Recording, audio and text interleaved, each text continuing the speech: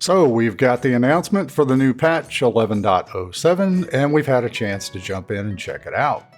For a smaller patch, there's actually quite a bit of content here. We have a new zone, mounts, cosmetics, gear, pets, and a couple of very extensive meta achievements. One taking us back to Battle for Azeroth. Throw in Plunderstorm and Turbulent Timeways, and you get quite a bit of content for a minor in-between patch. Hey everyone, Two Angry Frogs here, and today we're taking a look at the new content coming in patch 11.07, and some things you can do now to get a head start. So, let's get into it. Patch 11.07 is taking us to a new undiscovered zone, the Siren Isle, lying to the northwest of the Isle of Dorn. Joined by the Arathi, Earthen, and Goblins, we grab a Zeppelin and head to the Isle, which interestingly in the past was discovered by the Koltir and Ashvane Company and used for mining Azerite. Throughout our journey, we learn that one day, all of a sudden, all but one of the crew was gone, vanished. So where did everyone disappear to? A mystery we will hopefully solve as we make our way through the Siren Isle main story. The island itself is quite small, and when we first arrive, we will be limited to the ground due to the high winds debuff from the winds that constantly swirl around and batter the island.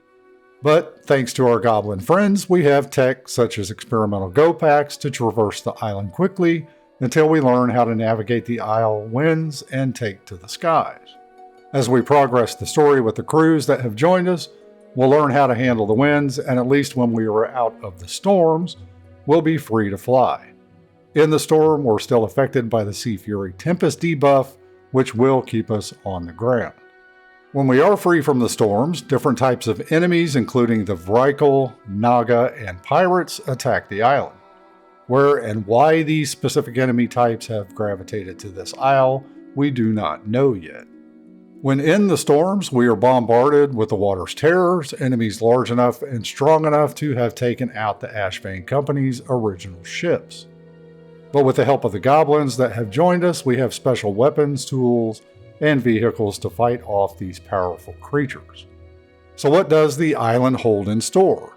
We have the standard daily quests, rare enemies to defeat, and quests that take us into the storms to battle the storm's enemies. The island also has 3 blocked caves. We donate resources in the form of flame-blessed iron to excavation efforts to open the caves and battle the island's biggest enemies.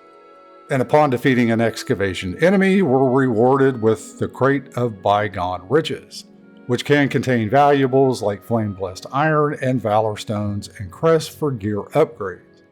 The excavations can also reward gems for the new Circe's Circlet ring.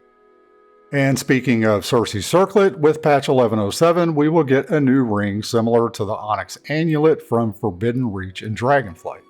Like the amulet, the ring has 3 customizable sockets for a variety of gem upgrades that bring new powers to our characters in the form of thunder, sea, and wind. With 12 different gems across the 3 types, we have a lot of different combinations that we can build. And it's not just for DPS. Gems can be used to shield and heal allies, increase secondary stats, and increase survivability, as well as the gems interacting together within groups to make the effects even more powerful. As we complete the Siren Isle storyline, we'll upgrade the ring all the way to item level 639, and Blizzard has confirmed that the ring will be best in slot for all characters until at least next season. And as a nice transmog addition, a unique property of the ring is that it is visible as a transmog even through other gear. Coming with patch 11.07, we also have several new mounts, some tied to Siren Isle and some tied out to the new and very extensive meta achievements. On the Siren Isle, we have Thrayer, Eyes of the Siren, a Stormcrow mount that has been teased by Blizzard for a very long time.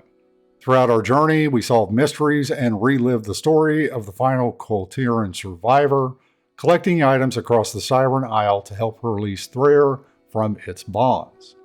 On the Siren Isle, we also have the Prismatic Snapdragon. Our Snapdragon is unlocked through a series of weekly quests in which we work with the goblin Zexal Fingersnap to take care of and mature a baby Snapdragon into our adult mount. What is really cool with this mount is the ability to change its color based on the treats that you give it. And so far, 8 colors have been found, ranging from teal to brown and red, among others. With patch 1107, we have a new meta achievement mount for the War Within. This requires completing many smaller achievements in the main 4 zones of the War Within, as well as a new set of achievements in the Siren Isle. The main achievement, You Shall Not Pass, rewards the Shadow of Doubt mount. And while completing the meta achievement, when we complete the Siren Isle achievement, I'll Remember You, we also receive the mount, The Breaker's Song. Finally, we have another new meta achievement for patch 1107, A Farewell to Arms, which takes us back to Battle for Azeroth. And this will not be an easy one unless you have already spent a lot of time in BFA. For those that came into WoW after BFA or did not play BFA extensively, the journey to completing A Farewell to Arms has challenges, especially with some achievements requiring a bit of RNG. But sticking it out and getting A Farewell to Arms completed rewards a brand new BFA-related mount, Janny's Trash Pile. As with any patch, we need a new currency, don't we? Well, we're getting one anyway in Flame Blessed Iron. Not only is it used to start excavation events, but we will also collect Flame Blessed Iron to trade for items like mounts, pets, gear, and transmogs, as well as upgrades for Circe's Circlet. We pretty much receive this currency for everything we do on the island, from defeating enemies and excavation rares to completing daily, weekly, and special quests. Flame Blessed Iron is a warband transferable currency, so you can freely pass it back and forth to your characters that need it, and it can be used as a great way to catch up characters on gear. We have a new NPC, Argrom, on Siren Isle to purchase 584 item level veteran gear in every slot, including trinkets. To outfit a brand new character with all veteran gear will require just under 2,000 Flame Blessed Iron, which honestly does not take a huge amount of time to collect. In addition to gear, other items that we can purchase with Flame Blessed Iron so far are Saweezy's Vintage Wave Shredder mount, and island and beach themed transmogs such as the South Sea Cruise Loungewear.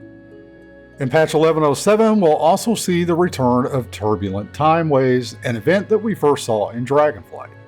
Turbulent Timeways consists of multiple back-to-back weeks of time-walking dungeons, with the time-walking expansion changing each week. During patch 1107, we can earn the timely Buzzbee Skyriding mount when completing the achievement Master of the Turbulent Timeways 2. Finally, in patch 1107, we will see the return of Plunderstorm.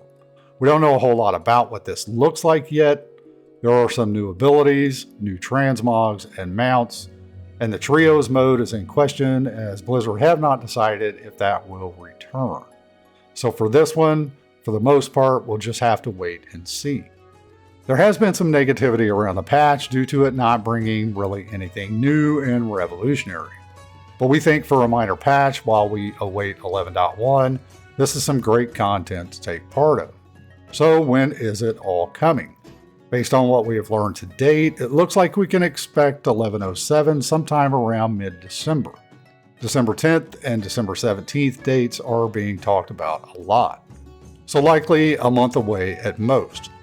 So what can you do now to get a head start? Start getting those achievements completed across the 4 zones of Khazalgar, and if you're feeling it, jump into Battle for Azeroth. Complete the major storylines and get the Heart of Azeroth Amulet and Ashra Khamis Shroud of Resolve Cloak. These will both be needed to complete parts of A Farewell to Arms meta achievement.